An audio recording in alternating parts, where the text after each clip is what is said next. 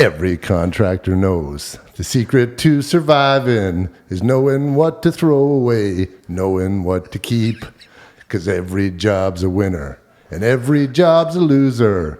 And the best that you can hope for is to die in your sleep. Yeah, I love it. You gotta know when to hold them, know when to fold them, know when to walk away, know when to run.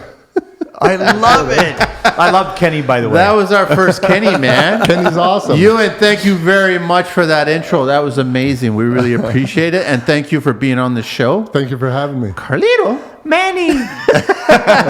We've got a very interesting show. We are, Euan, what are we going to talk about? We're going to talk about older buildings. We're going to talk about older building. Sure, I love talking about old buildings. So, I mean, that's how you love, I love old buildings. You love old buildings. He's an old building, so he loves them as well. Wait, I'm an old building? We're all old buildings now, I think. So we're going to talk a lot about that. So we've got Euan from Renossance _ on Instagram. That's right. And then it's www.renaissanceinc.com, and it's info@renaissanceinc.com. The phone number's on there as well. Phone number's on the Instagram and the website. Everybody, so everyone can get a hold of you. No problem. What do you want? Oh, what do we have first? We have History with Manny. Here we go. We can hear this, eh? This is all the documents for my team. The budget's gone right through the roof. I want to say one thing first of all. Hang on a sec. House clean. Oh, dude, you're so right. We want to say a big thank you to Mark at Skylux.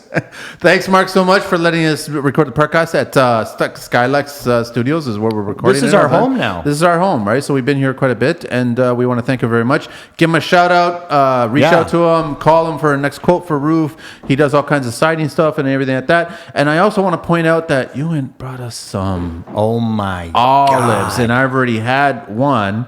I don't think this is going to make the weekend, man. I hope not. These are tasty, man. Absolutely tasty. So thank you for that. But let's get back to our segment. History with Manny. I want to ask you, gentlemen, what is the oldest building in Canada? I can give you guys a hint. It goes as far back. So wait a second. This is Canada, so it's not in Ontario. This is Canada. Has to be Quebec somewhere. He's in the ballpark. Oh. He's in the ballpark. Are we going further east? No.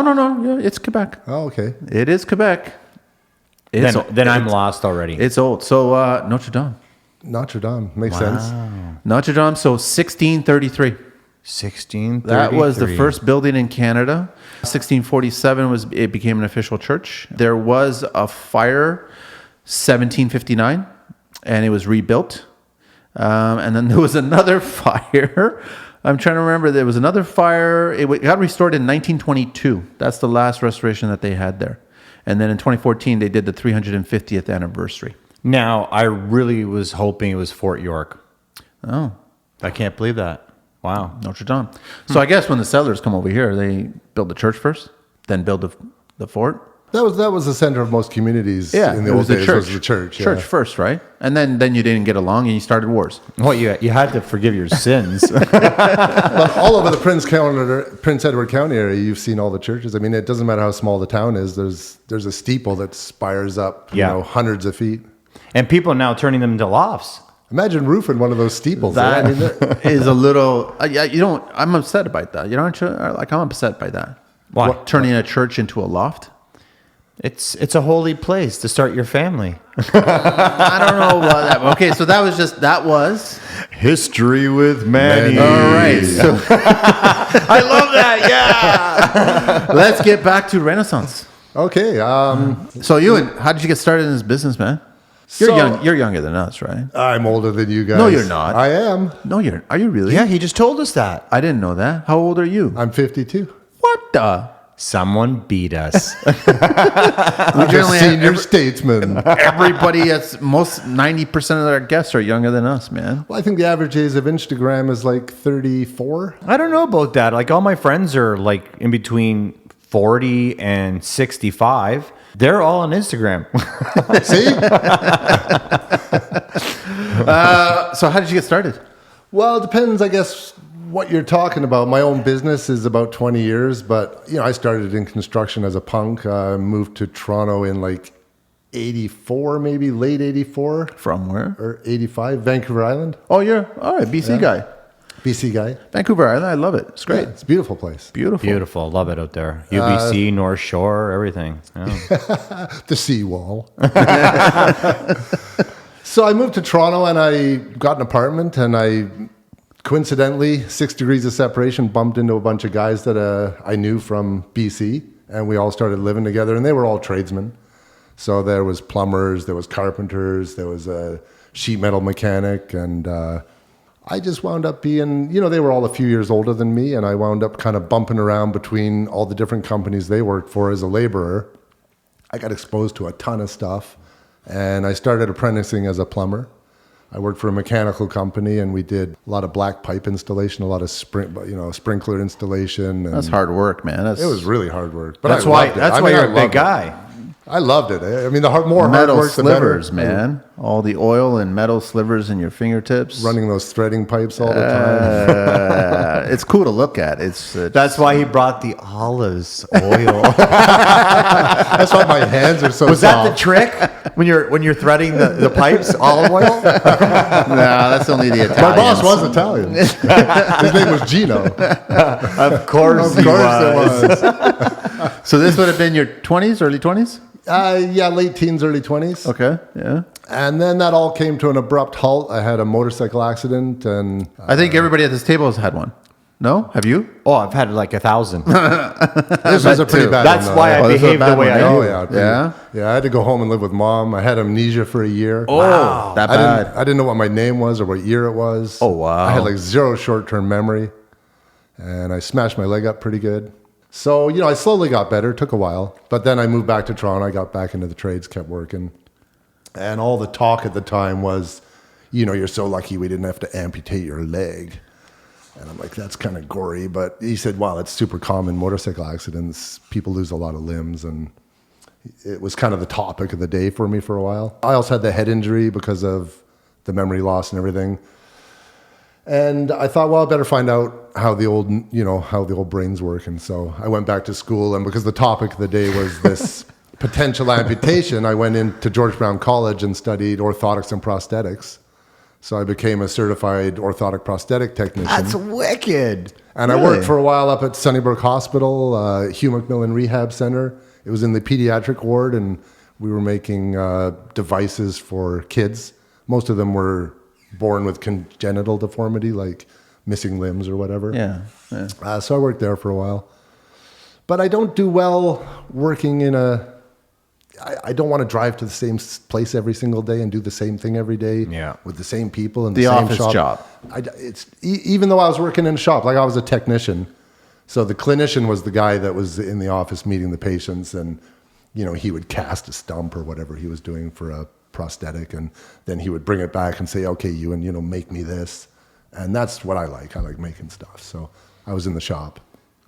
You ever That's make really anything with like weapons in them? Oh, my God. No, but one kid did ask once. He wanted his leg to look like a Ferrari, so we made it red and we put kind of louvers on the Oh, side. that's pretty cool. Yeah, he was pretty happy with That's it. pretty cool. Wicked. So you at least had some creativity going on there. Yeah, it was very creative. It was a good job. How long did you do that for? Almost 4 years, probably. Oh, really? Huh? Yeah.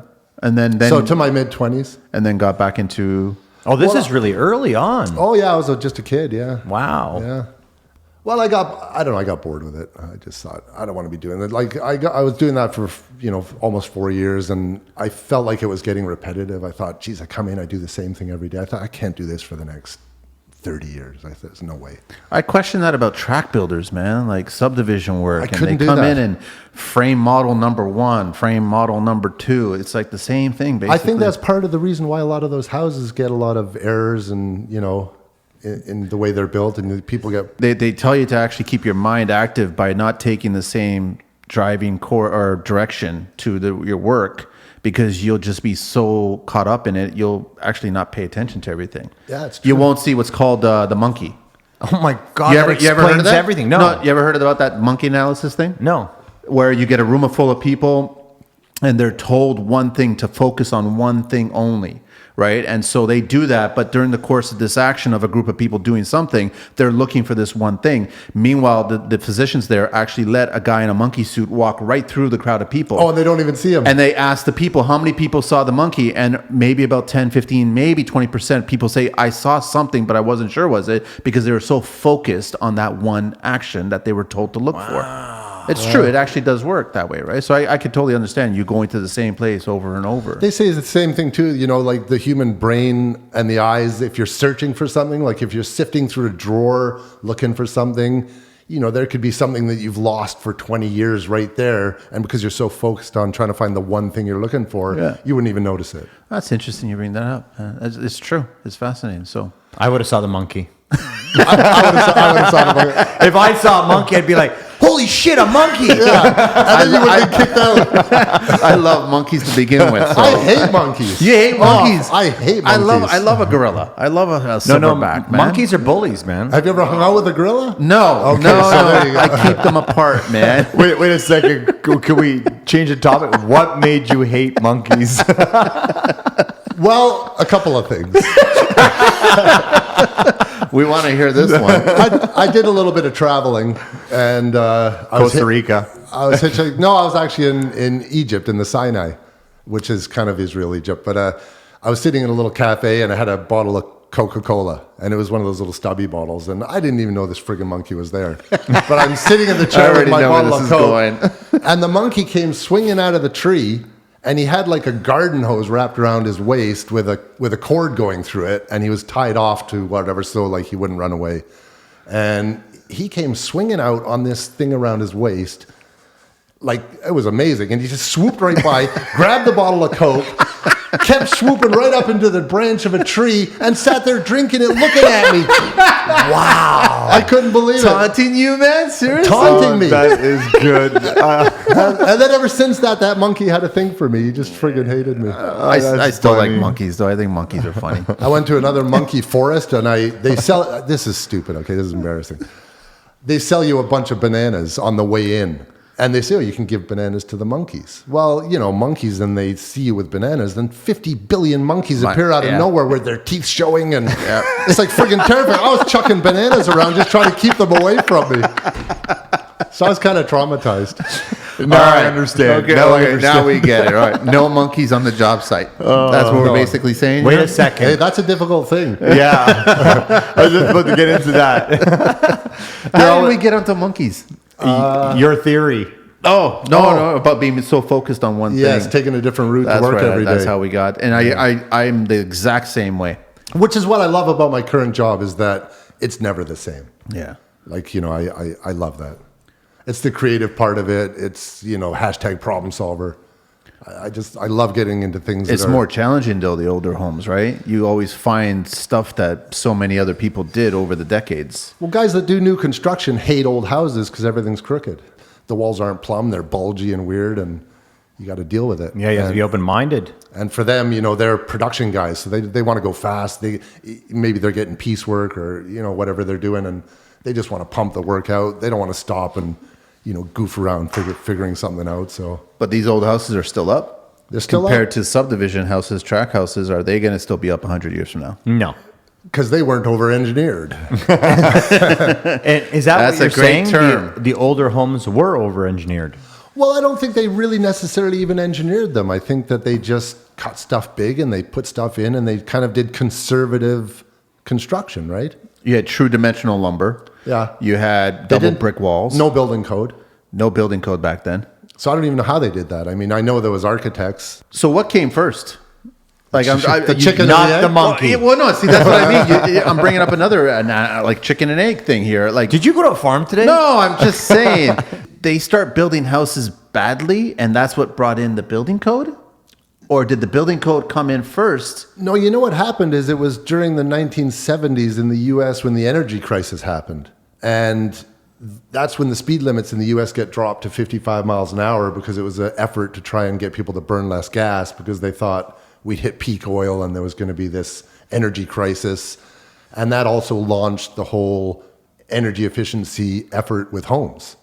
And that just escalated and escalated to the point where we are today. So That's totally I true. think all the building code and stuff started coming in as a result of, efforts toward to that effort. what was the energy crisis, right? Yeah. And now it's being abused. Yeah, and there's no peak oil. No, there's nothing at all going on there. There's But never even the older homes, they weren't all that efficient. The idea was that they weren't airtight. They were, Intentionally ventilated. that's the reason why. They were allowed to breathe that way. And that kept them dry. They had no central heating of any kind, really. They just had a wood stove in each room.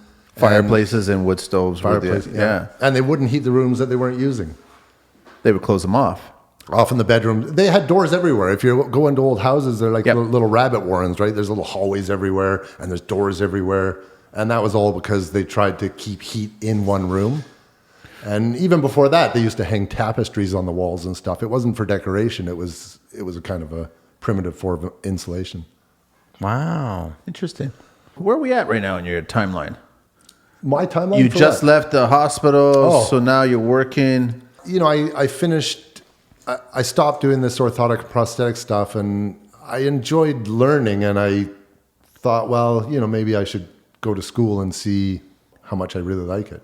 And I was still a little bit worried about how well the brain worked after hitting a telephone pole with my head. So, Ouch. I went to university and I studied geology, and I wound up in environmental science, and I wound up doing a master's in biogeochemistry, and so I guess the brain worked okay. Wow. I think your brain works better than everybody else's.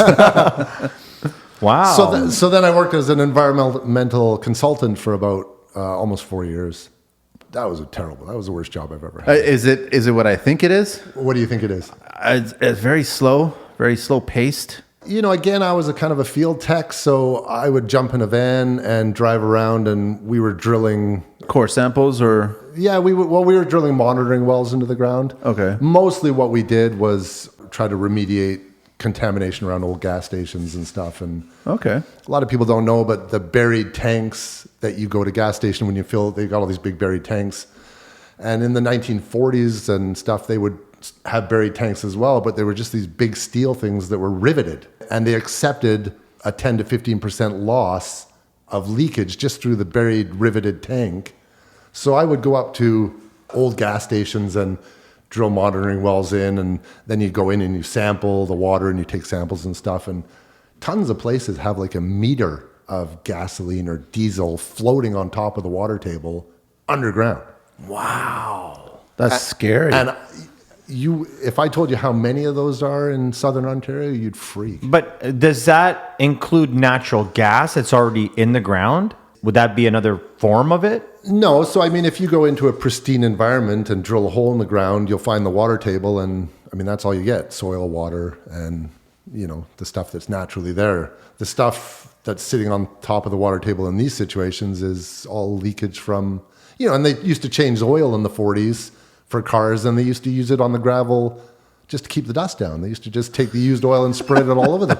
Did they do that on side roads at farms? They'd spray oil. They Still do, drive don't around they? with a truck, yeah. Yeah. I don't know if they still do. No way they do it. people would go mental. They would go crazy. Well, I see there's something like we have a farm, so whenever I drive up, I always see that it's wet for weeks because it keeps down the dust, and I don't know what they're putting on the ground. I don't know either. Yeah, it's probably some kind of oil. So if you found all that gasoline sitting down there, would you recommend that they remove it, or they just? So what happened was it became law that people that owned a property that had environmental contamination, below grade typically, you weren't allowed to sell the property unless you cleaned up the mess.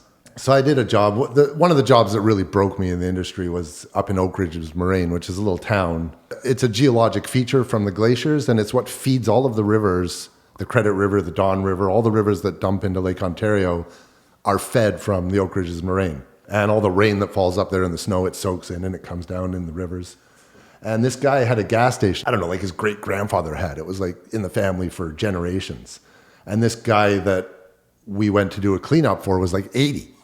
And he wanted to sell the property and retire. And in my opinion, he should have been able to. Should have been to sell the property that was in his family for generations, take the money and retire. And who doesn't deserve that, right? You're right, especially at 80. So he wanted to sell. He got forced to do testing to see what was in the ground. And of course, all the bad practices from generations before were being done there. We drilled a bunch of holes and like it was a mess. He for sure he had a meter of like diesel and gasoline floating around there. Wow. So we had to dig it all up, and he hated my guts. He was there every day, and I was there, and I was just spending his money like crazy. I mean, we had triaxle trucks with the pup trailer on the back, filling them up by the dozen every day, driving them out of there, dozens. We dug this huge hole, and we had these little sensors that would sense how much gasoline was in the soil, and if it measures it in what they call LEL, lower explosive limit. So it's this little sniffer, and if you hit the lower explosive limit, it means that there's enough gas vapor there that a spark could ignite it and you get an explosion. I had a big trench dug there, and the backhoe bucket hit a rock and made a little spark, and it was just this blue flame that you couldn't see. And I was just about to jump down in there to get a soil sample, and I saw the heat shimmer. I just saw this weird heat, like, a heat shimmer. And I thought, what's that? And then I realized the whole damn trench had caught on fire. Holy Yeah, it was nuts. It was a nuts job. And then where the contamination all went at a property line, so beyond the property line, he's not responsible. You get the city now. We dug it all up. You put a big sheet of plastic down. The pit was like 15 feet deep. It was huge. And we just put a big sheet of plastic, put in clean fill. That was it. Did the city ever take care of their side? Never heard about it. Yeah, it's probably still there. Of course you didn't. Can I ask you, what do they do with that contaminated soil? Well, you either truck it to an engineered landfill site, which is it's got a clay layer and a geotextile, and it's all this stuff that's supposed to contain whatever you put in there, and you dump it in there. Or some places you spread it out all over the ground and let it evaporate. And you keep going in and turning it over all the time till it evaporates. And it eventually evaporates. But really all you're doing is you're taking a problem from one place, putting it, That's what you're doing. It's true, you are. But we're all on the same planet. I mean, it's not, you can't go to outer space or something. Did he eventually retire? It broke him. He was bankrupt. Wait a second. That place isn't called the oil sands, is it? That's a little further west. His name was Athabasca. That's really interesting. So you did that for a few years. I did that for a few years. It was a horrible job after tons of education and almost 4 years experience in the field. I was on a salary and they paid me per diem. And I was doing like 80, 100-hour weeks because I was driving all over Ontario. 80, 100? 80 to 100 hours. Oh, sorry. And I would stay in motels. I was never home. And I was handling all these nasty materials like diesel and gasoline every day. And, I couldn't put my actual hours on the timesheet. And I was told only put 7.5 when some days I worked 16. I figured out at one point, after all the education and 4 years of experience, I was making $5.25 an hour. Well, it's good that you actually calculated it, though. So I quit because I got pissed off. I thought, I'm not martyring myself to this. I'm going to get cancer and I'm going to die from this. Nobody's going to give a shit, right? So I thought, why would I do it? Like, at first, when I was kind of young and naive, I thought, it's great, help the I'll environment. do it. It's fine. Great. The number of things I learned about, what's in Ontario under the ground is frightening. Tell me more. Yeah, how long's the show? We can have you back so many times. Yeah. This is really interesting for me. I don't even care about the viewers or the followers. So I quit that too because I couldn't do that, right? So then I really didn't have a job. I just bought a home. We were going to fill it with kids and we had a mortgage and I had no job. And I'm like, wow, this is like risky.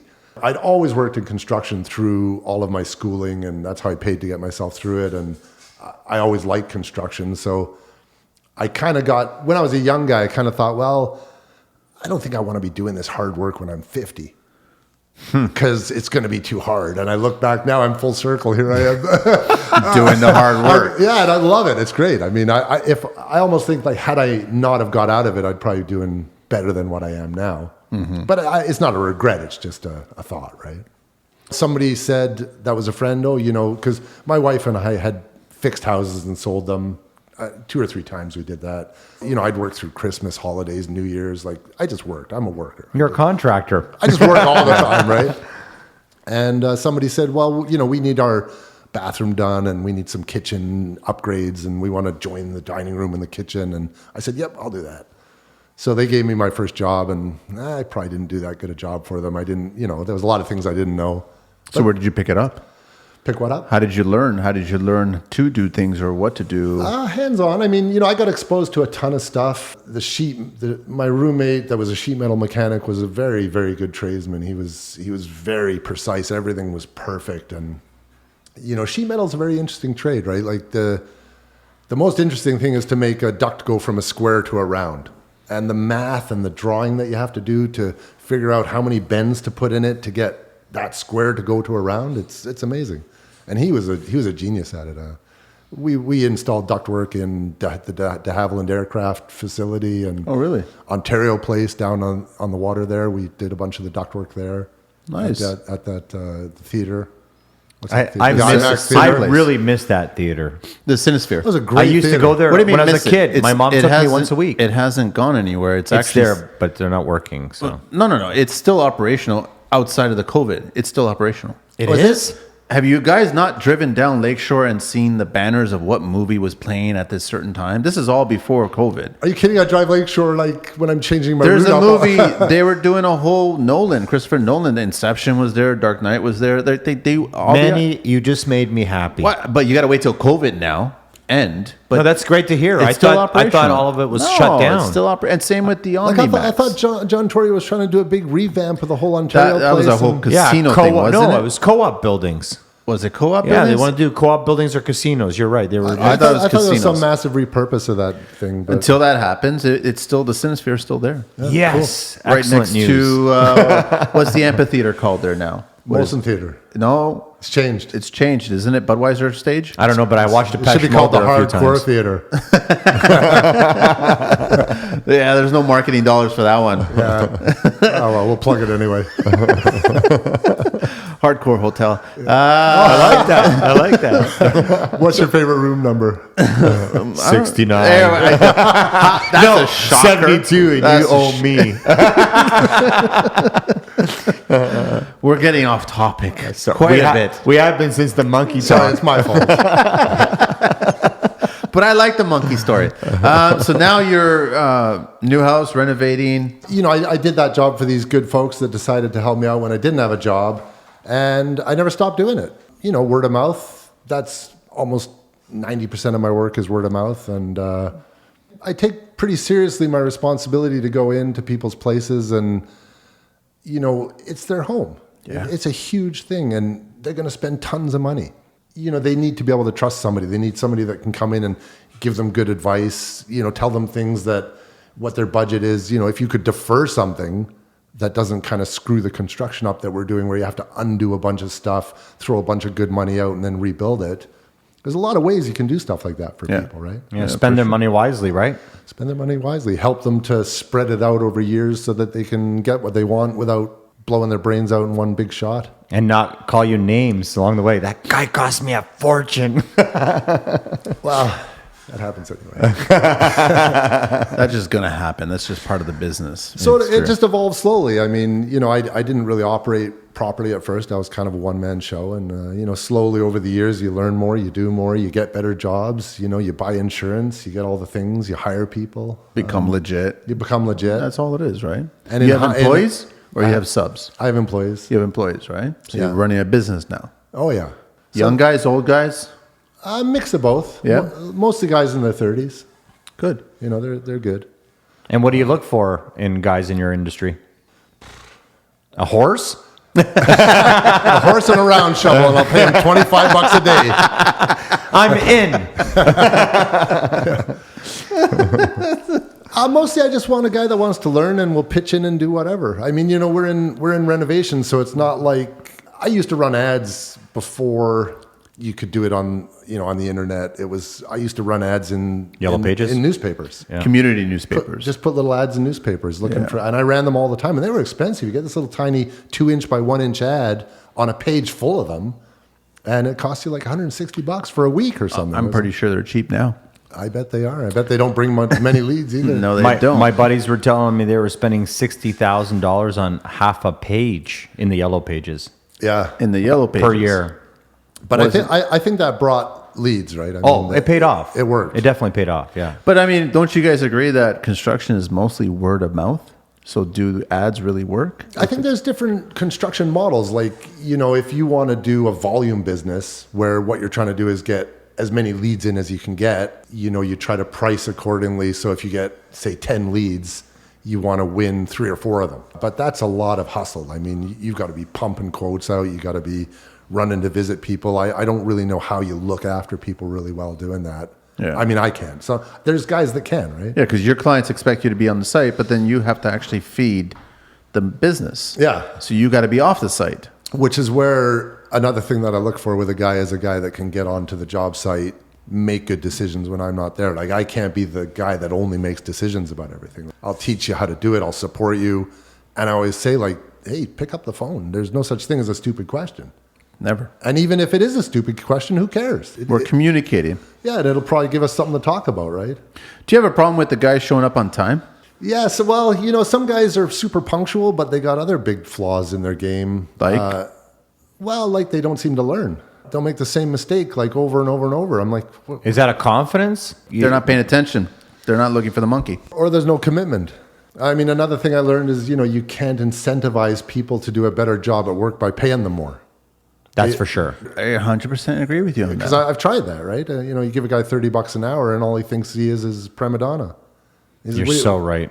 So, it's tough because do you do the carrot or the stick, right? If you do the stick, you're an asshole. No. If you do the carrot, you're still an asshole. As a leader, if you're not an asshole, you're not doing your job properly. I think so. I mean, when I was young in the trades, this is back, a long time ago. I mean, there was no cell phones on job sites when I was starting in the Pager? trades. The pager. Everybody had a pager, yeah. The plumber that was my roommate, he had a pager. He got, all the time, 911 calls all the time.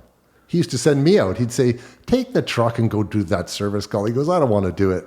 I'm like, Pete, I'm not even a plumber. He goes, it'll be fine. Just go do it.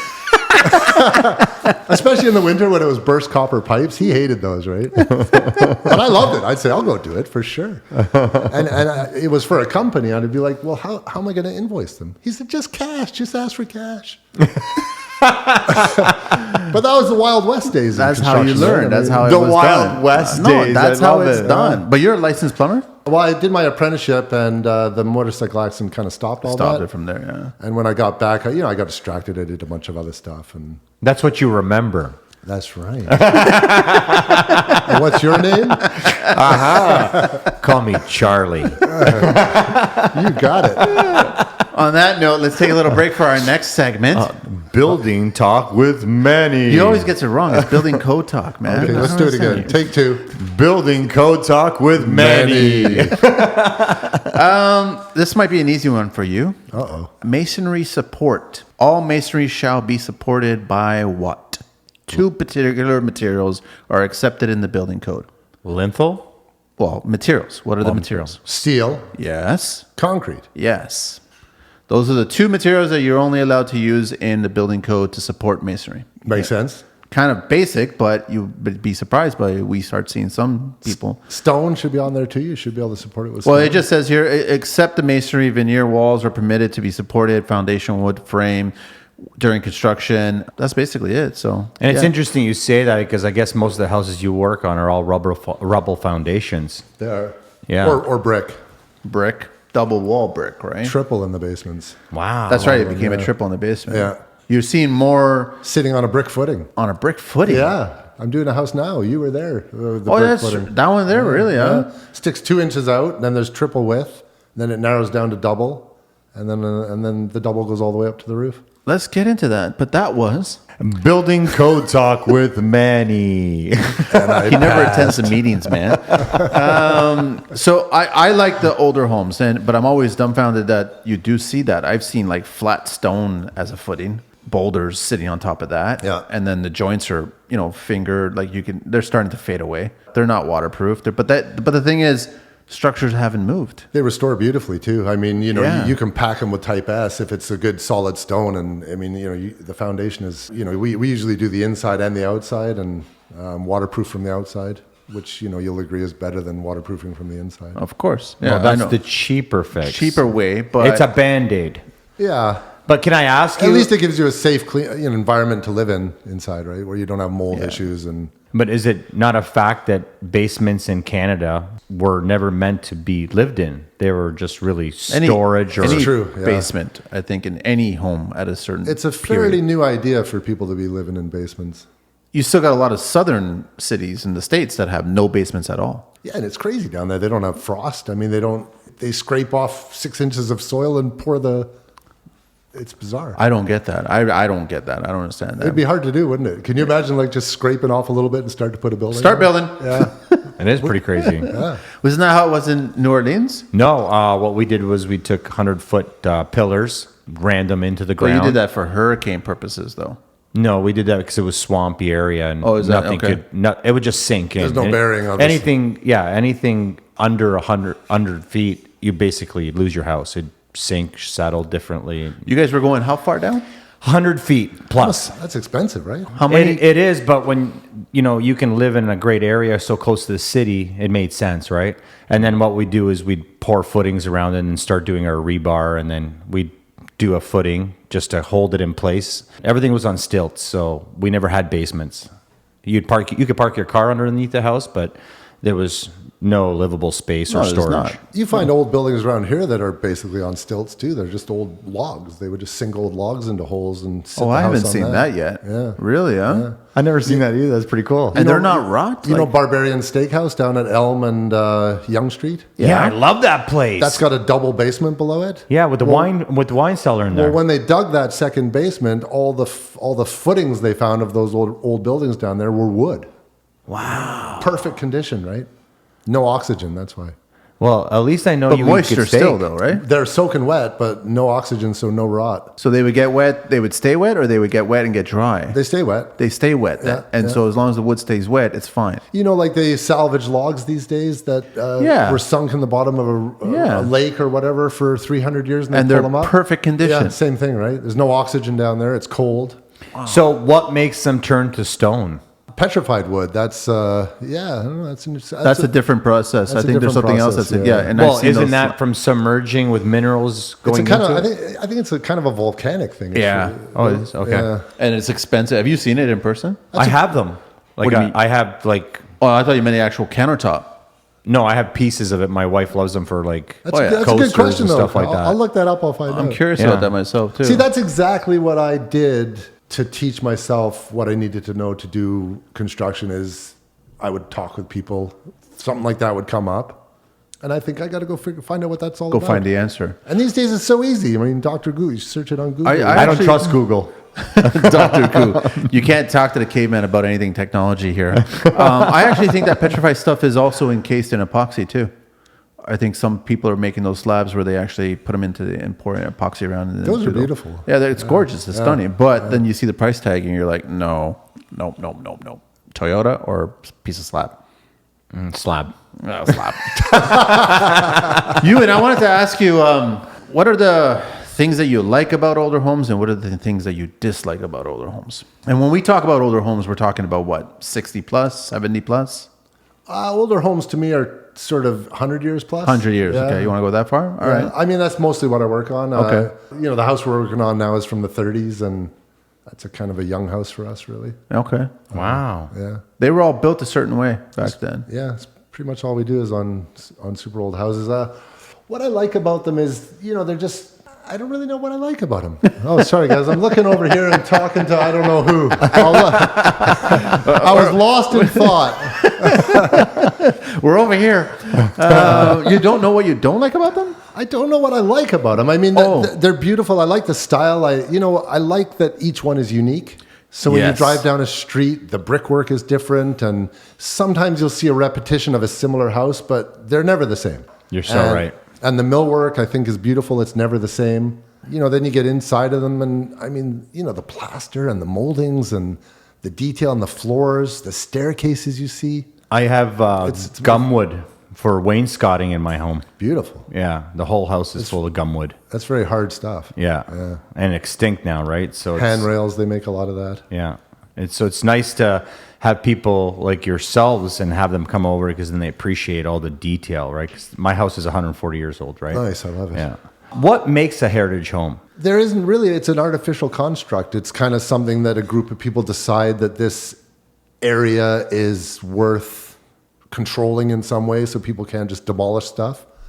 You have to apply for this, right? You have to request the status? Yeah, you do. Yeah. Okay. So there's some streets in Toronto that you would drive down where you would look and say, this has to be a heritage area, and it's not. You can do anything you want to them. You can demolish them and put a new thing in, and there's other areas where you can barely touch them. Have you dealt with heritage? Oh yeah, a lot. Yeah. How was that? Is that fun? They're good. They do have a passion for what they're doing, and I think their heart is in the right place. And it's like anything else. You just have to work with them, right? And if you're doing the work that you're doing, what you're supposed to be doing, almost always, it's some kind of neighbor that phones up and says, "Oh, they're making a change. I don't know if I like it." And then, some building official will show up and, they'll be like, "What are you doing? This is designated area." So I always just say, "Come on in. I'll show you. I got nothing to hide." And I'll show the windows that we're doing, and I'll show them the mortar that we use and what we're doing. And generally he's on the phone like, "This guy's doing a great job. We should just leave him alone." Then I see stupid things like we did, restorations in Cabbagetown, and we're held to all these strict guidelines. You have to have wood windows. They've got to be wood inside, outside. There's all these different things. And then somebody right across the street takes Vinyl. out all the original windows and puts in like these Home Depot vinyl things with the gold. So how did that work? How did that happen? Client I had that we did all this restoration work on, he says, "I did all this work to my house, spent a ton of money, and it's original and beautiful." I look out my window across the street and I see all these white vinyl things. And he called up, whoever he called up, and said, "That's not supposed to be like that." Nothing happened. Of course. They're still there today. That's not right. But I get into this strange thing where, the city has a grant program for restoring the facades of old houses. And if you want to do some work, you can apply for a grant and the city might give you some money. Is it worth it? Well, you cede a lot of control, right? I mean, as soon as you sort of accept money from the government, they're going to come in and sort of Dictate what you're going to do. yeah, they bend your arm a little bit. Again, which is good and bad, but it can be difficult. What were you asking me?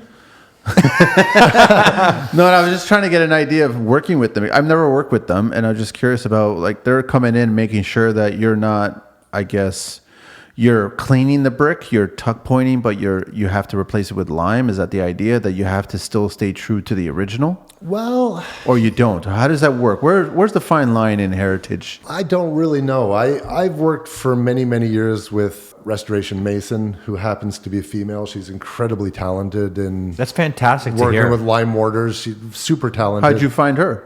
Going around in the city, 6 degrees of separation. Wow. Somebody who knows somebody. And, whenever I'm driving through the city and I see cool jobs that are going on, I do it less now, but I used to always stop, go talk to the guys, go meet the people, ask them for a card, just put it in my pocket and think, "Oh, if I got to do some of that work one day, I'm going to get that Give person." them a call. Yeah. That's great. So I used to do a lot of that. And that's how you found her. That's how I found her, yeah. Is she on social media? She is, yeah. What's her handle? Stone Angels Masonry.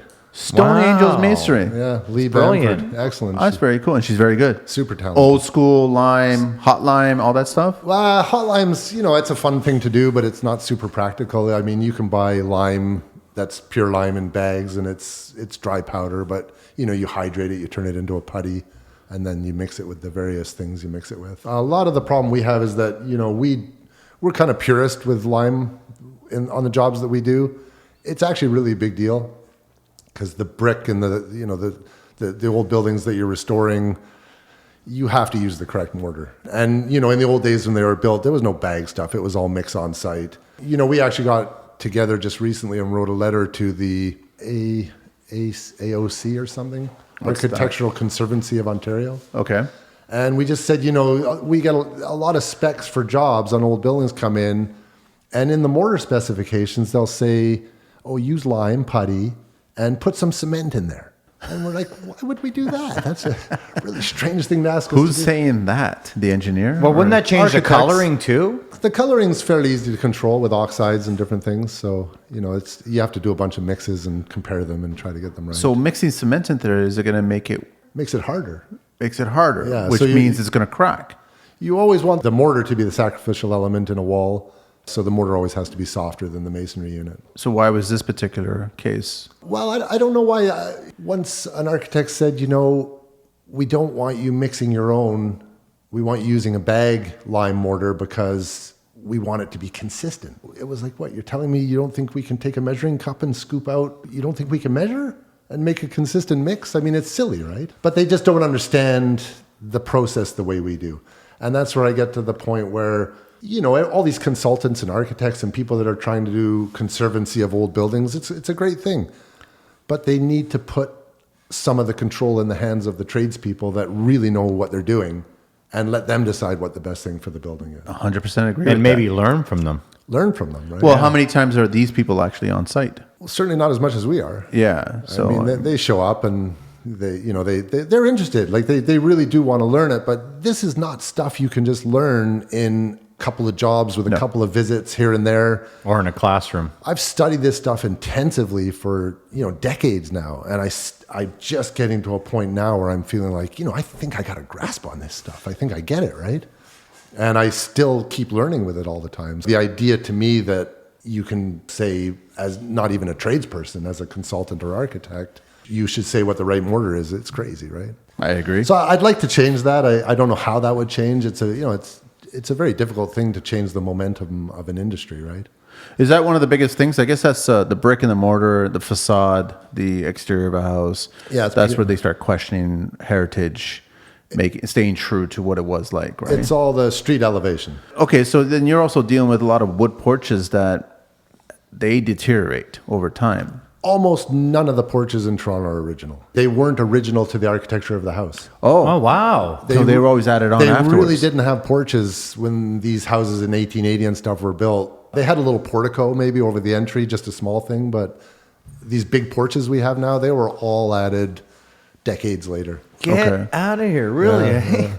And the only reason I know that is because I've taken so many of them apart and I can see details on the original facade of the house that they never would have spent the time and money to build it that way if they were going to cover it up with a porch roof. So they're not going to put in some super expensive stone lintel and fancy little brickwork detail in a little raised panel effect or something and then put a porch roof over it. And cover it up. Or they put tongue groove beadboard on the underside of a oriel window that sticks out. They're not going to do that. They would just use flat boards and then bury it with whatever the porch is. What are the shameful things that you see being done to these beautiful, classic homes that you want to see changed? I think it's become improved an enormous amount. I mean, the 70s and 80s were a brutal time in Toronto for old buildings, right? Everything old was bad. Tin Men. They gutted them, took all the boilers out. Baseboard heaters. They made them into apartments. They started adding 8-inch aluminum siding. Square boxes inside. Yeah, they didn't want to restore. They didn't want to spend the money. They just want to cover it up and make it look relatively pretty for sale sign. Yeah, speed work. That's all it was. We ended up keeping the boilers, just upgrading to them more efficient, and we kept all the rads. I love boilers. I love rads. Hot water heat. Yeah, I don't like forced air heat. It's the best way to heat a home. And it's pretty crazy because our house is 140 years old, and during the summer, it's not hot. During the winter, it's a little cold, but you can turn up the rads and it's fine, right? I live in a 140-year-old house as well, and I mean, the cold spots that we have, they don't bother me. I mean, it's character of the house. Yeah, it's just part of it, right? Yeah, like the basement's the cold spot. But there are people that bothers a lot, and I'm one of the biggest things that I learned in the industry is you can't judge people, right? I mean, people like what they like. People have the taste that they have, and I'm not here to judge any of that. I'm just here to offer the best construction advice and try to steer them in a good direction and help them make good choices about stuff. So if you've got a heritage house and you've got a really high pitched roof, and there's slate on that roof, you got to replace it with slate. Repair it with slate. Slate's super expensive. I don't think there's any mandate by the city to put slate on a roof. It's a personal choice. Yeah. The other thing I also discovered recently, not 4 or 5 years ago, a lot of that shingle work or siding work that you would see way up at the tops of certain sections and certain details of homes, it's actually not wood, it's terracotta. Yeah, the scalloped. I never even knew that. Yeah, I didn't realize that, and they're non-existent anymore. To repair any of that stuff, how would you repair any of that? Well, you can order them from England and have them shipped over, and they still make them. They still make them for there. They've got factories in England that are operational still today, and they've been operational for 300 years, and they're making the same original bricks they used to make. And that's brilliant. Yeah, I was really impressed by that. Very, very impressed, because that would last forever. Yeah. The only reason I guess it would come off is if it's Mother Nature or wind or something like that broke it off. Water's the enemy. Water's the enemy of everything. Water gets in and a little bit of rot. So if the eaves troughs aren't maintained properly, or the water's getting in, Winters and snow and it'll expand and all of a sudden pop it off. or people do funny things inside and they create a condition where the house can't dry like it used to, and that'll lead to rot. So they start falling off. It's true. But they're pretty stable. I mean, it's amazing. You come across a lot of the gas lines. So the old gas lights. Yeah, tons. I love the electricians that decide to run their wires through those old gas lines. You ever seen those ones that are little tiny 1/4 inch? Yeah, I know. Yeah. I know. Tiny, but it's I don't know if it was smart of them to do it or not do it. I don't understand that they're It running. was super cool. I mean, the history of that stuff is that's all coal gas. So they used to process the coal downtown. I mean, we're talking 100 years ago. And they buried all these gas lines throughout the whole downtown core. Yeah. They produced this coal gas. And, we take gas piping into the house for granted today, but they were doing it 100 years ago. And that's how they lit up the whole house. Yeah, and you get a little gas lantern, and it would have been beautiful. Eh? I would have loved it. Have you found different kinds of stove exhausts in these older homes? Because they were basically just open cooktop areas, but they had to exhaust it somehow, right? Yeah, so they would just punch a hole in the side of the wall into the chimney, and they would just Dive right into the chimney and let it go through the chimney itself. and the flues of the chimney were just parged, and up it would go. They didn't line them or anything. They didn't need to at that time. I get a lot of problems with that in old houses where they have wood burning fireplace, and all the mortar and stuff inside the flue has degraded. You'll get smoke coming through the mortar joints, through the pot lights into the living room and stuff. Right? So it's like, you can't burn this fire anymore because a little spark could get pulled in and burn your house down. Back on the lathe, and all of a sudden it could be an issue. So then we got to put a liner up, and Have you done a lot of wet certified fireplaces for people? yeah. So the wet certification is something that fireplace guys I talk to, they're kind of like, it's one of these things, right? It becomes more of a burden than a benefit, but you're stuck with it. You kind of have to, because the insurance, if you want to keep the wood burner, the insurance won't. Yeah. What's the burden? I'm not a wet fireplace specialist. But It's expensive to begin with. Really, really expensive to do it. we have put them in. I mean, you put in a wood burning unit, and you put in the vent, the proper double wall vent that goes all the way up, and it's essentially a wood stove at that point, not really a fireplace. The trickiest part is getting the liner in there, making sure that it can fit in there. Really hard. Yeah. Because they're usually way too big. And then you're dealing with homes that are, chimney's got to be 25, 30 feet? Yeah. And then you got to get that liner all the way down. So you have to actually make some openings on the way down to get it down. Yeah, and you either do that inside or outside. You do it outside, you're tuck pointing everything. It's a big job. It's a big job. So for the listeners right now, what kind of projects do you take on? Pretty much anything. I mean, I'm mostly motivated by what a job pays. I mean, if a job pays what I need to operate and stay alive, I'll do anything. I like diversity. I'm doing a job. We're doing a reno on an old house now, and the one I have after that is going to a ultra super modern house with all these mahogany windows, and it's all rotted, and we've got to make new mahogany window frames, and they've got this big atrium, and we've got to make and we got to stain it all. I thought mahogany was an extinct wood also now. African mahogany. I mean, they have sustainable practices where you can still buy mahogany. It's pretty easy to get. For you. It's pretty cheap wood, actually, too. Really, yeah? Yeah, it's there's no restrictions in Canada, or? Oh, apparently not.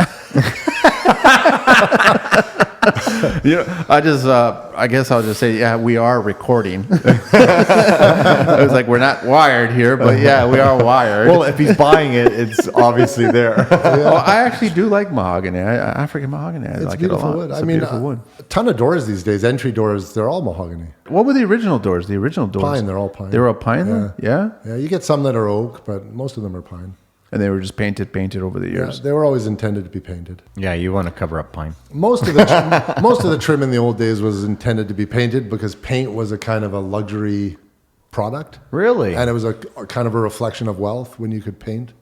Wow. Over staining? Over just having bare wood. Okay. And it's the total opposite now. Yeah. That is so funny. And now we want to see wood, and it costs a fortune. And people want to strip all the pine and leave it exposed now. And it looks nice. I mean, Pine's got a nice grain when it comes to that. It's not finger joint pine. It's a solid piece, right? I seen a guy stain some pine in a chocolate, and I loved it. And I didn't think I would. I'm not really a pine guy myself, but Yeah, I'm not a pine guy either. yeah, but he did a chocolate walnut color and it looked amazing. I was like, that's pine? And he's like, yeah. And I'm like, that is really cool. I'm going to remember that. You can stain anything to almost look like anything, right? There must be a dream project out there that you go window shopping all the time. There's got to be a dream project out there that you want to work on. What is it? My favorite projects are getting old houses downtown, gutting and modernizing the inside, and restoring the outside. Those are dream jobs. You like that? You'd like that modernized glass railings and open concept and on the inside? Yeah. Clean, modern lines inside, and modernizing all the mechanicals and insulating the house properly and making it a comfortable, energy efficient house, but having the whole outside restored to its original look. It's a great thing. It is nice. What are you known for? I guess just what we've been talking about, downtown old houses. It's another niche I kind of exploit because guys hate coming downtown. Guys hate working downtown. They don't like the parking. They don't like the neighbors. The parking, the tickets are a hassle. The bins are a hassle to get in there. Getting material in there. But a big old house has a big old driveway. Not every single one of them. Some of them don't even have. I could park 10 cars in my your driveway. house is You're a lucky exceptional. man. Yeah, because your house was the original builder's home. Of Bloor Street, yeah. It So was he the has original the original farmhouse. So you could fit a football field in there. That's an exception. And downtown, a lot of people buy those and they put in infill, right? That'll get a lot that, you have two houses on. And I think that's a shame. Yeah, it is. 'Cause You shouldn't do that downtown. No, I don't think you should. No. But, how much can you restrict what a person can do? It's like this sort of idea that a homeowner is in some way, not a taxpayer and not a person with a mortgage that's paying for that property. How much can you really tell them what they should be allowed to do? It's their home. And the neighbors can be a problem with that stuff too, right? They get fussy about what color you painted, and they call the city and they say, we're not happy with this and that. And What's the reason why the neighbors are the way they are? Is it because you're making a house look better than their house, so they don't have the house that used to be the best looking house? I think that's a part of it, jealousy, or Is it actually the noise that we make and the dust that we make and the parking that we do? Is it really that? Or I think it's you're making a house look better than yours. That's all. the dust is a part of it. The dust, the mess, the mud. It drives people. But that all crazy. goes away. It eventually disappears. The beautiful house stays. But you know how it goes, right? Nobody really thinks that way about anything. They're not going to think, oh, these guys will be gone in 6 months and this is going to be great. and it adds to my property value. So That's what I was about to lead to. That's how I think about it, right? That's how they should be thinking of it. If someone's investing $4 million next to me, I'm going, In the last 10 years, I've seen homes on my street go from $1 million to 5.5. Yeah, it's a little bit It's scary. crazy. Yeah. It's made it unaffordable for a lot of people to buy houses. Who can afford to buy a house downtown? It's all new money. I don't see any, there's 2 houses maybe on my street that's old money, that it's families that have been there for 50 years and they bought for 40 grand, and they have these beautiful old Gothic homes. And there's a ton of houses in the core downtown Toronto that are still like that. Most of the houses from 1880, well, I wouldn't say most of them, but a lot of these old houses have had 4 owners since they were built. So they keep them in the family, or they live there till they're 90 and then they leave and a new owner comes in. I think that's pretty cool. What are the new products you like to bring into these older homes now? What's some of the things you're using continuously? Good question. I'm looking off the wall again. Well, I guess, are you using Crate Maker a lot? Are you using bricks from them, or who are you using to get your bricks? So, that's an interesting story. Crate Maker's a great place. They're really one of the first people that brought in all of the products for lime. The original ones, because Lee who's the Stone Angels mason, she used to have to order it all in from Europe. You find a job, you couldn't buy it anywhere. Wow. And so, she used to go into Crate Maker all the time and said, hey, I need this stuff. And there was just no demand for it. They're like, yeah, whatever, that's, nice for you, but we're not doing it and keeping this stuff in stock and everything. And I guess as the interest started growing, it started making more business sense to them. So they started bringing it in. And I think it just came a positive feedback loop, right? They brought the stuff in, there was more interest, and they brought more in, and it just got bigger and bigger. And now they're a great supplier of products. Products and tools as well. I'm trying to think of who else is actually selling those kinds of products. And we're talking about like the original bricks, the different shades of bricks, the mortars themselves. We mostly use salvage bricks, so we're connected with a bunch of salvage guys that go around in the small towns around Ontario where there's a million small, you know this, they're just abandoned. And they've got the original brick from whatever, and these guys go in, take the whole house apart, they save every brick. Oh, wow. And we buy from them. So they're perfect. Like they're the perfect brick to match a house that we're restoring. So when it's done, What's the cost? Is it more or less than? It can be a lot. I mean, it depends on, it's a kind of a supply demand thing. So if there's a lot of houses that happen to be coming down and he's got a pretty good supply, you can pick bricks up for $2-3 a brick maybe. But if there's not many around and it's a specialty brick or whatever, then it could be $5 a brick. That's pretty cheap, actually. That's a lot of money. That's a lot for one brick. Yeah, that's a lot of money. Yeah, and you can Is it cheaper than ordering something from Europe and having it shipped here, and you're paying for weight? Well, that's where crate makers coming in now, right? So I mean, their bricks are down to what, maybe $1.50 to $2 or something. Yeah, but they're brand new, old looking.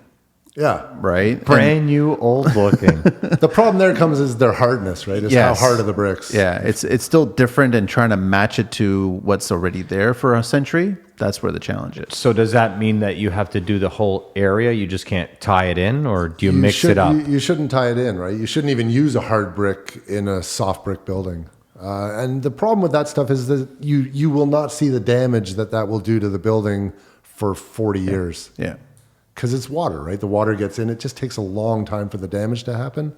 But by the time it does, it's too late. No, this is really interesting because usually we're always talking about, modern homes. And that's like the big thing is everybody wants to just build these new modern homes. But I was going to ask you, because I haven't been paying attention to Vancouver, but are there a lot of older homes in Vancouver? Because I'm under the impression that they're building a lot of modern homes in Vancouver. Yeah, tons. I mean, Vancouver doesn't have the same depth of history that we have even on the island. No, yeah, even less, I think. Really? Well, yeah? Victoria, that's not true. Victoria that's an established kind and it's very old. A lot of hippies old there. Yeah. A lot of elderly there. But the buildings that you would have outside of a city center like Victoria in the country would have just been simple structures. I mean, there weren't a ton of people building mansions like we have downtown Toronto or somewhere. Are you saying that like Toronto is one of the oldest areas for homes? Is that?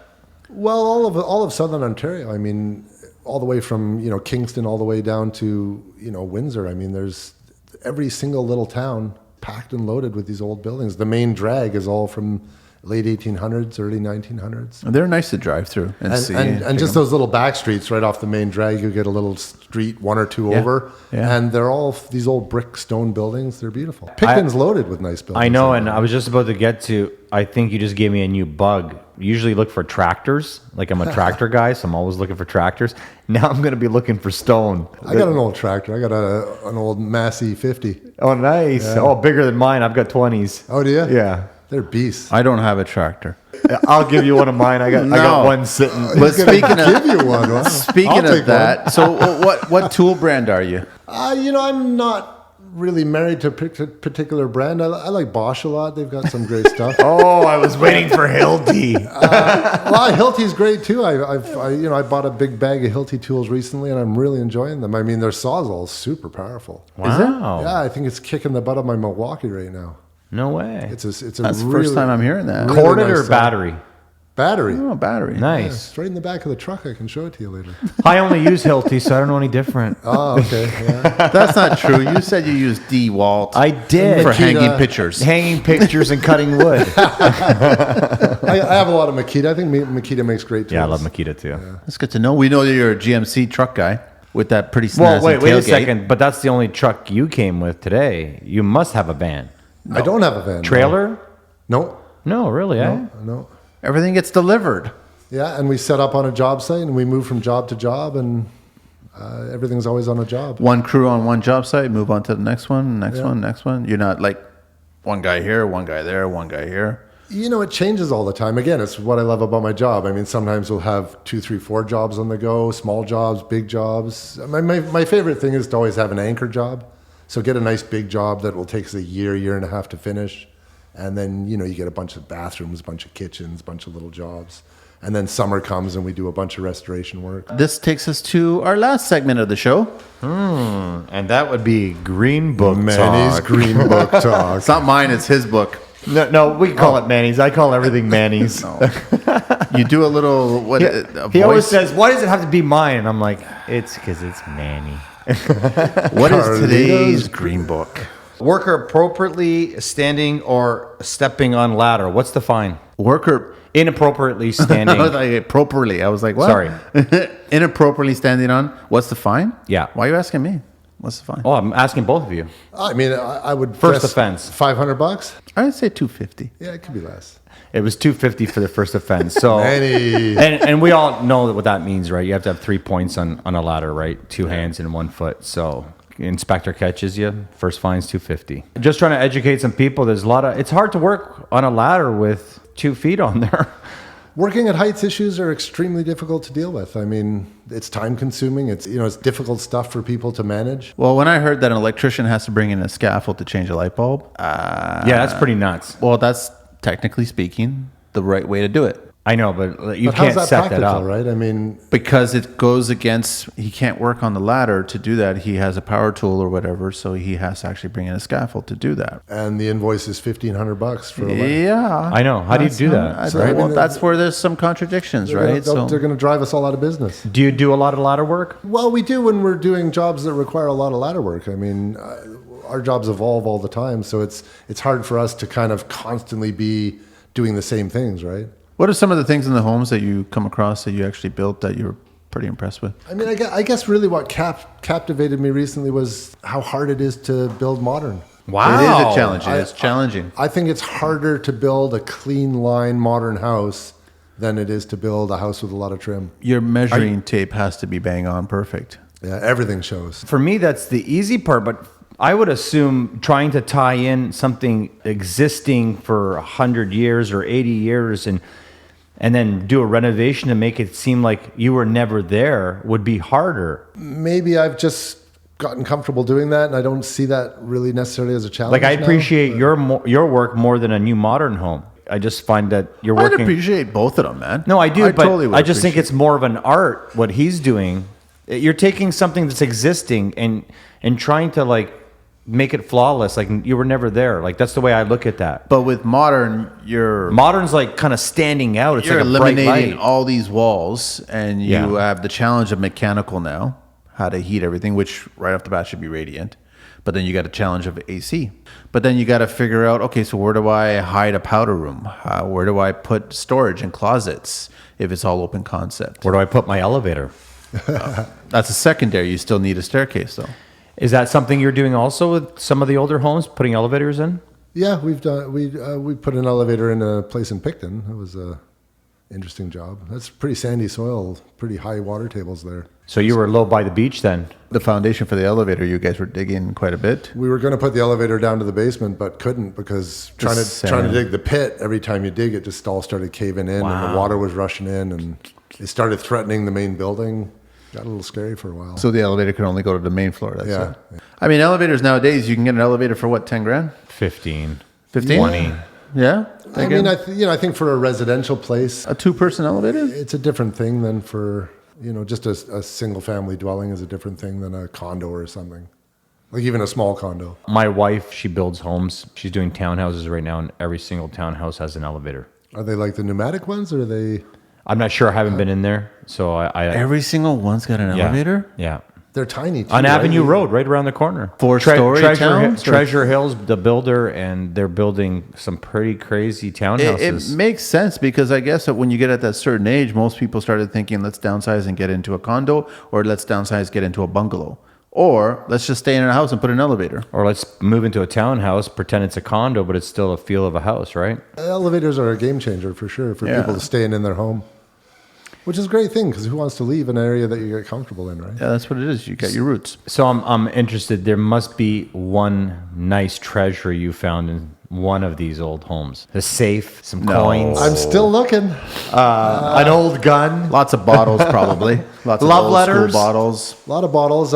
We used to find a lot of bottles when we were doing the environmental stuff because they used to use them for French drains. They would just dig a giant hole and just throw all bottles in there and then backfill on top of it. Yeah. We found an old Gatorade had like a mother of pearl in it, and it was embroidered Gatorade. Must have been like the first Gatorade out, and I was like, "That's wicked." Are you serious right Yeah. now? Oh. No, you're not being serious because Gatorade's not that old. I know, but I'm It's saying like if you look at 1820 Gatorade. no. I'm just saying, like, for me, it was nice to see a bottle that was embroidered with glass instead of plastic crap, right? Comes to mind like that, that classic Ironworks picture in New York. Oh, yeah. I think they're drinking Gatorade in that picture. I saw a meme that was hilarious where there was a cop up there giving those Yes, guys a I ticket saw that for one recently, not too. social distancing. Come on, you can think outside the box, Manny. No, now you got me all stuck. I'm going to Google Gatorade and when it got started and if they ever made, they had glass bottles back in the 90s. Yeah, I don't remember that though. It's like I remember being like 14, 13, and I don't remember glass. They did have I glass. would have never guessed Gatorade came in glass. It Yeah. did. It did, yeah. The original color was green, the very first flavor. But this was like a mother of pearl, and I was like, really, like, what the hell is You're that? really stuck on this pearl, huh? I think the stuff you were talking about earlier about going into an old place and matching it, making it look like you were never there, that's more of a preservation thing. So, in old buildings, there's restoration or preservation or just renovation. I never heard that term, so. Yeah, what, preservation? Yeah. That would apply more to buildings that are government owned or that are these kind of big institutional buildings. And you get a lot of them. The city of Toronto owns a lot of buildings. Like Frat houses and stuff. Like down around the, the roundhouse. Yes. Steam whistle roundhouse. Yeah, And in High Park, there's a bunch of old buildings and, they do preservation work to those. So you go in and if there's a little rotted area on some trim or whatever, you don't rip the whole piece of trim out and copy and match it and put a new one up. You trim it carefully where it's good and original, and then you tie a new piece in. That makes me think about like if you're a contractor that's working on government buildings, I guess you got to be seriously vetted to be even considered to work on these buildings, right? Yeah. Super hard to get those jobs. I mean, Yeah. I don't even bother bidding on them anymore, really. Would you make a lot of money on them, or would you? Not according to the original. So I got invited to do a restoration work in Aurelia where they had all these old cottage houses that they were going to turn into the dog kennels. Okay. And I was like, I want that job. That's like a super cool job. So I tried hard to win it. I put in a really good bid. I had a lot of really good talks with the general contractor, and I put in my price, and he's like, hey, he goes, it's a really detailed quote. I really like it. Nobody's ever given me a quote like that. He goes, but it's a little high. You got to shave it back. And I said, but I can't, because I'm not coming up there as a volunteer. I'm coming up there to make a living. He said, don't worry about it. I'm like, what do you mean? He's like, I'm the king of extras. Well, is it that? So I said, what? He goes, you're going to come across everything that you find that wasn't itemized, and it's going to be an extra. And that's how you make your money on the job. And that's how you do the job. And you're totally right. That's how you bid low and you make your money on extras. You're totally right. A lot of these public tender jobs that go out like that, like people can't figure out why does it start at 50 million? It turns out to be 220 million.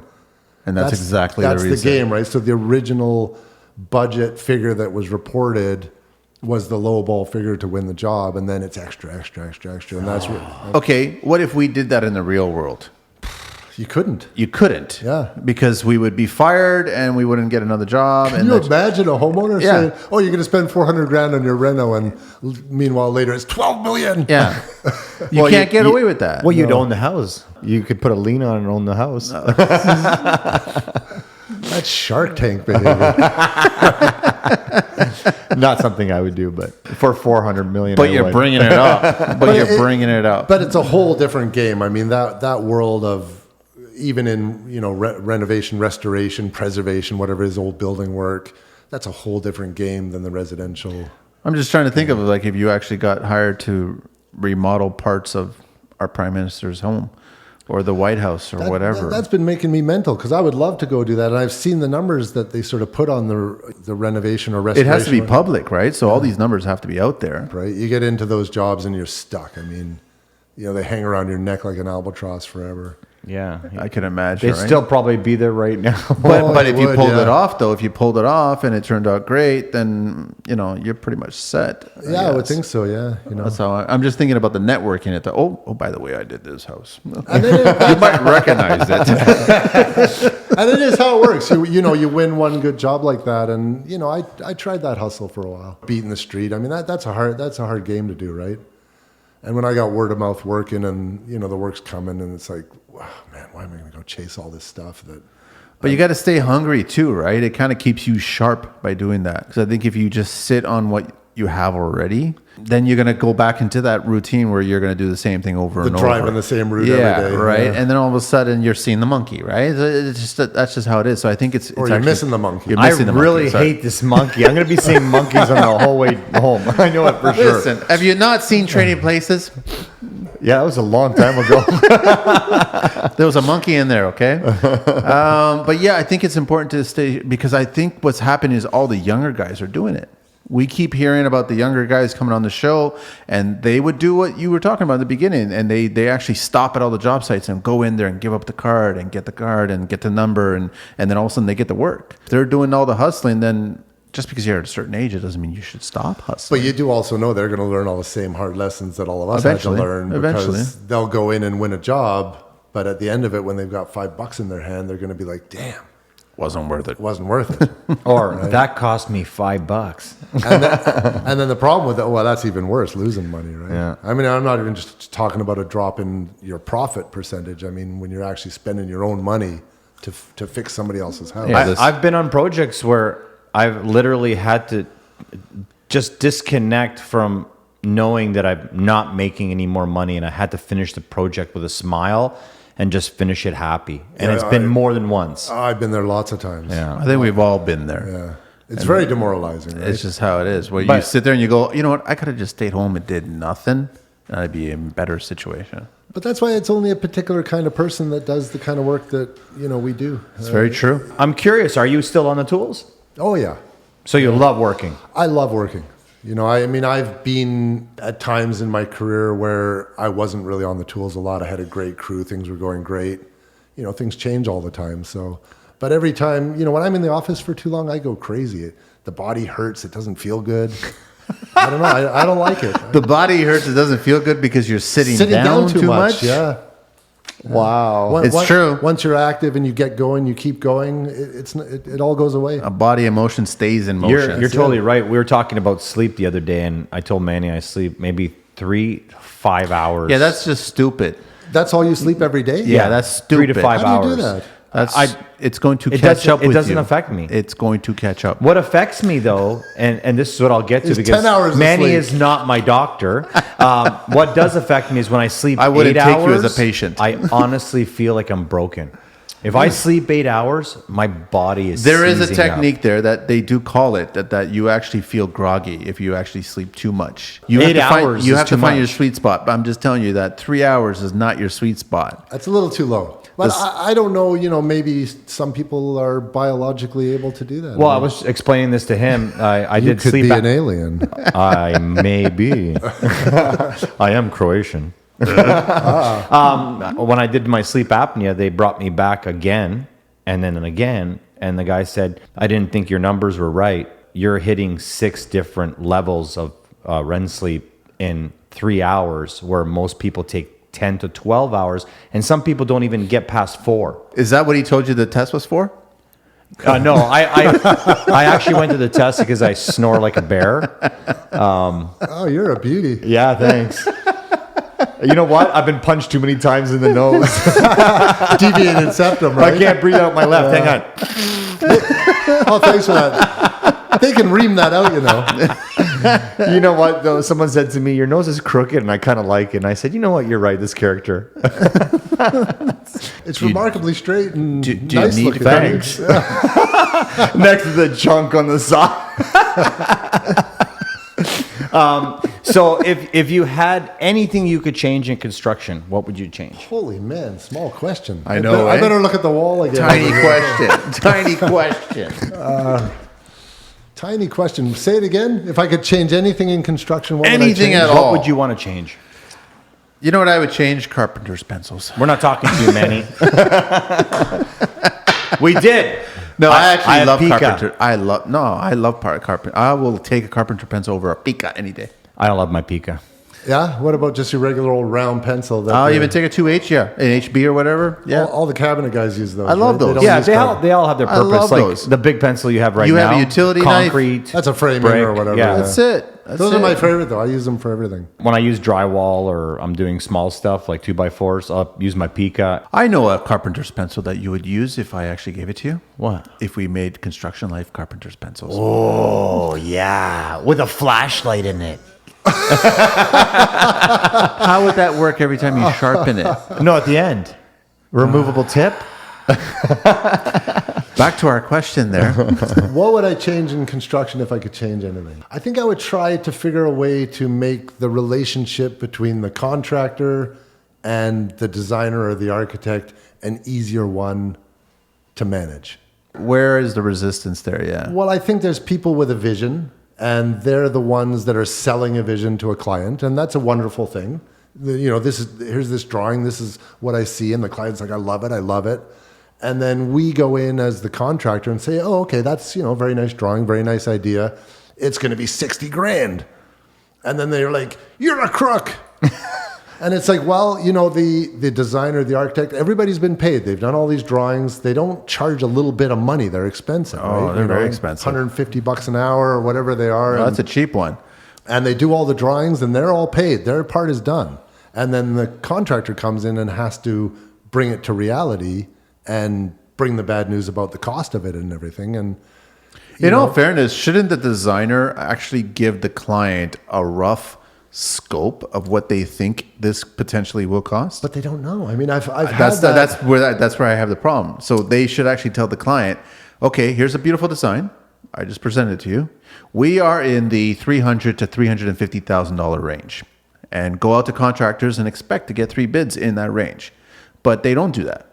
Well, they've also got their contractor in their pocket that they always use, and they've got Sure. that little tight relationship. So, the other guys that go in to bid the job, it's a kind of just a process thing, right? It's like, we got to get 3 quotes, but we already know who we're going to hire. Right? And then you get into the world of, I guess, the designer will give the job to their in the pocket contractor. Yeah. And then their extras would come up, or their revisions would come up, and then their contractor's getting the bid. And that's a little unfair now, right? So And I don't know if people How do you this, manage? but when people have those kind of tight relationships, I think there's always a little bit there's always that kickback, major kickback going on. I would like that kind of thing. I would like it to be more transparent. And How do we do that? it's a huge thing to change. I have no idea. I mean, I think it is transparent. You just have to ask. You Like can I present it- tell people all the time, if I'm dealing with one of my trades at your site, and even if I'm not doing the work, there's a 30% write up. I gotta call the guy, gotta chase the guy, I gotta come to the job to look at the work. But I think we're talking before that. Before you get to that Okay, point, right. when you're trying to bid a job, and here's the drawings, here's the specs on everything, and you sit down, as you guys have probably done. I mean, how many times have you been up at 1 a.m., 2 a.m., and you're trying to grind through pricing, and Exactly. you want to click send, but you're terrified, so I'll wait till the morning, and you get up, you spend more hours looking at it, and then you finally submit it, and you have no idea who else has submitted what. You have no idea who's got relationships with who. And it's just, you're kind of winging it. And it's a huge investment of time that you never get back. And So how do we change that relationship? I mean, I think the designers and the architects should be a lot more transparent with their designs. Well, I was just talking to my designer. I haven't worked with her in about a year. I've just been doing callbacks for other bad contractors, and me and her were just catching up outside before I came in. It was really nice to talk about pricing with her, where she's been in the last year, how to change those pricings. I'm just laughing because I was actually on the phone watching you, and you were in your van talking, and your hands were moving all over the place, and your head was gyrating all over the place, and that's who you were speaking to? Yeah, I was talking to my designer, and she was just talking about problems she was having with contractors and delivery. So what problems is she having with contractors? She only has really a few guys that she can trust. Nobody delivers what they say they're going to deliver. One of her big pet peeves is they set a price and then at the end they're chasing for more money, and it's not nice. It's not good business. Who sets a price? Who's chasing for money? A contractor sets a price and says, "I'll do that bathroom for $25,000," and Which is too low. Depending on the bathroom, it depends on the bells and whistles. I'm on the same page. Yeah, but he's probably doing benches and niches No. and curbless and radiant. No, he's doing a regular bathroom. To you, that's a regular bathroom, but when you're doing blue-collar bathrooms, people can't afford those things. That's true. They don't want a bench. They don't want a niche. You're putting in a vinyl tub surround and that kind of stuff. It changes the math, right? Yeah. She was saying to me, contractors are coming back for an extra 5,000 or 10,000, and it's not right. You already got paid for that. If you screwed up, that's your own fault. And I agree with that. Yeah. I think if you've priced a job, unless it's some discovery that you make, that's some bizarre thing that That's different. If you can explain it, but otherwise, you got to stick to your price. I still think that the designers, even with the architects, they're always given parameters on the budget of a structure that they have to design. So clients are telling them, here's our budget, so start drawing for our budget. Then the designer comes in, and don't clients ask the designer for a budget? I think what happens, what happened to me, I'll tell you a little story. I built a building it was a commercial building. It was an old building that we modernized and fixed to make it into offices. And the architect who did all the drawings and stuff, she was a young architect. She was trying to make a name for herself, and she did a good job. But she sold the client that this job could be done for like $150 a square foot. So she was misleading the client. Oh my God, $150. That's like nothing. I know. I'm like, what are you kidding? That's impossible, right? And years later, it turns out that she's not even doing residential work anymore. And I said, well, why? And she goes, because there's no money in it. She goes, I'm doing commercial now because that's where you can make money. But I'm like, yeah, but you always undersold. Like, you can't tell somebody it's $150 a square foot to build their house. No, that's like 1980. Yeah, it's like crazy, Yeah, right? It's like 1880. No, 1980, that was possible. And so when I came along and said, well, what about these old joists on the second floor where, you put your 6-foot level up and there's a 2-inch difference between how they're all flushing up with each other. I said, I've got to frame all that. I've got to flush all that up to get the drywall on. I said, I can't just put drywall on it like it is. And she was kind of like, well, why not? And so I had to kind of explain, okay, fair enough, you don't know, whatever. I don't mind walking through and explaining it. The reason I'm explaining it is because that has to be paid for. Yeah. And when the place wasn't gutted and we finally gutted it, there was like 4 layers of drywall with furring strips in between. And by the time Scratch we got coat back to the original structure, that you could tell that there'd been a fire there and, there was a ton of stuff to fix. See, those are the designers that I won't agree with, right? Because they stop their work at the face of the drywall or the face of the plaster. They don't realize that there's other stuff that's going on behind. And that's an inexperience in the industry from our point of view. Yeah. And, I don't know what it's like to sit down as an architect with a client who, you want to sell that dream, that vision to them. And then you do that and you invoice them and they're talking to you about cost. I think there's a problem there when somebody that isn't in the business of actually doing the construction is having a conversation with about somebody cost. who's paying for it about cost. Right? Yeah. I've got a solution. A contractor should be a part of that conversation. I got a solution for your question. Your question and your answer. I think every designer should spend a solid 2 weeks on a construction site for free. Internship. Yes. Kind of thing. And I think every contractor should do the same with a designer. Internship. Both sides get a very good wake-up call on how either side works. They'll be a lot more respectful on both sides. I don't think that's a problem. Like, I think if you work with somebody for long enough and you build a team, like, say, for example, we talked to Jim. Jim has guys that he's worked with for 25 years, and he will not change those guys. You get to understand. I don't know, but we're talking about designers and contractors here. Yeah, but I'm not talking about contractors and subcontractors or employees. But I also think that when a designer gets a job, there's not always a budget there. Like, if you're hiring a designer, there's always a budget from day one. Yeah, but it's not as realistic as it is with hiring a contractor. Usually when a homeowner hires a but the disconnect is that the designer or the architect has sold something to the client and then on paper, and now it's being given to the contractors to actually make it a reality, and they come up with the real numbers of what it's attached to. So there's a disconnect there. The designer and the architect actually should be consulting a contractor to ask them, okay, what do you think this idea I just came up with is going to cost? No, I think you're right at the beginning. If they're there to design, I think they should design and then say, okay, I'm bringing my contractor in. Now we'll put a price to it. An internship respect.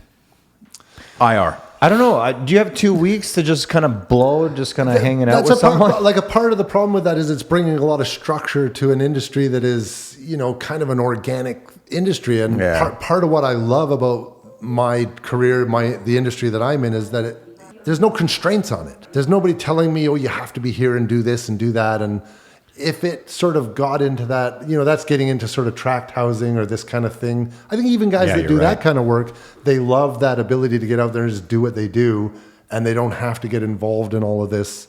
They're kind of free spirits, right? I'm speaking of it from the custom, like the renovation side of things. So I think if you just add that extra element to your business, I think but not tract, not regular renovation. But how do you manage that if you have a client who wants to do custom renovation and they've got a designer or architect, they sit down with them, how do you bring a contractor in at that point when... I think the designer architect should be consulting, should be speaking with the contractor. Yeah, you're totally right. Regarding the drawings themselves, before it gets presented to the client, they go, listen, the client has told us their budget. We've drawn something that's above their budget. So they should be forthcoming and honest with the client, saying, listen, we understand your budget was X. Here's why. And that's what they should do. But they're not doing that. They're leaving it to you at that point. So the contractor comes in, gives the price, and they're like, whoa, that's just like way off our budget. And then they wind up finding a guy that will tell them what they want to hear. But they're always going to be a guy. Give them a price that they want to hear. Always going to be a guy. And they get all that crappy work done. But then the crappy work's done, or there's the extras, or things change, and then it becomes a nightmare. And then guess what? It's all pointed at the contractor. It was their fault. Yeah. They did it wrong. I've had it happen dozens of times where I go in, I'll sit down with people for 3 hours. I'll explain a whole bunch of stuff to them. And I'll give them a price, and they'll be like, I won't hear from them for a while. And then 8 months later, I'll get a call and they'll say, it's been a fucking disaster. And they'll be like, I've been through 3 masons and I've had 4 carpenters and they're all gone. And I spent more now than what your price was originally. So true. And then they say, can you come back? And I'm like, let me guess. You want me to come back in about 2 weeks when, I typically book 6, 12, 18 months ahead. You've already spent most of your money now. And you're going to want me to build on top of the junk that they did. I said, I got to rip it all out. We got to start from zero again. To get it to what you were going to give them in the first place. And now they don't have that. And now the budget's gone. And they've also got a bad attitude because they're suspicious. But this would have been corrected. This would have been corrected if the designer architect was open and honest at the beginning and telling them exactly what this stuff then they probably wouldn't do the job at all. Then if you're not ready to do the rental, then don't do the rental. Or they scaled massively down. But here's the sad thing is that the architects got paid, the designers got paid. That bugs me. That's the problem I have. What I'm starting to notice is that the song and the dance that I'm not doing for the customer is what's selling the project instead of the truth of what they should get.